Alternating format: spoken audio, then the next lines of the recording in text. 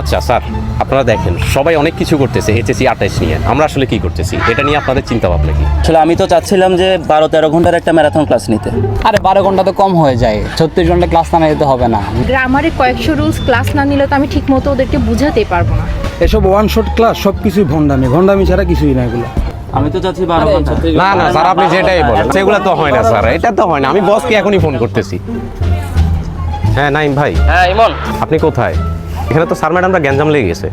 আরে কি বলো, কি হয়েছেটা কি? এখানে তো খুবই সিরিয়াস অবস্থা, সবাই গ্যাঞ্জাম লেগে আচ্ছা গেছে। বুঝছি। আপনাকে এখনই আসতে হবে। ঠিক আছে, আমি এখনই আসতেছি। যেহেতু এত ইমার্জেন্সি, আমি এখনই আসতেছি। ওকে।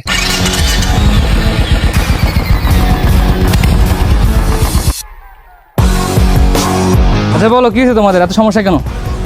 কি হয়েছে? এত ইমার্জেন্সি আমাকে ডাকছো কেন বলো?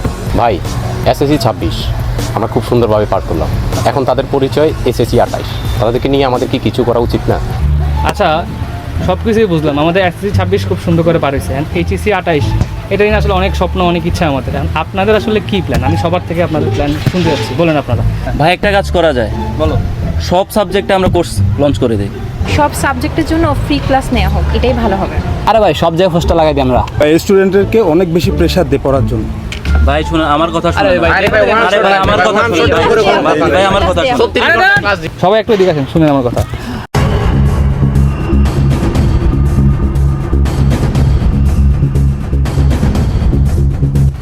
এইচএসসি 28 আমাদের প্ল্যান রেডি। এখন আমরা তোমাদের কাছে এই প্ল্যানগুলো শেয়ার করি। তো চলো আমরা আমাদের প্ল্যানগুলো শুনে নিই। স্টুডেন্টরা থিওরি এবং কনসেপ্ট ক্লিয়ারের পাশাপাশি ঠিকই গাণিতিক সমাধান সমস্যা করছে, কিন্তু যখনই পরীক্ষার হলে বসছে কোনো প্রশ্ন দেখে কিভাবে সে সমাধান করবে সেটি বুঝতে পারে না।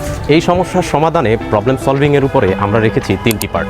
বিগত বছরের বোর্ড কোশ্চেনগুলো সমাধান করা, বাংলাদেশের সেরা কলেজগুলোর প্রশ্ন সমাধান করা এবং বিশ্ববিদ্যালয়তে আসা এই ধরনের গাণিতিক সমস্যাগুলো সমাধান করা।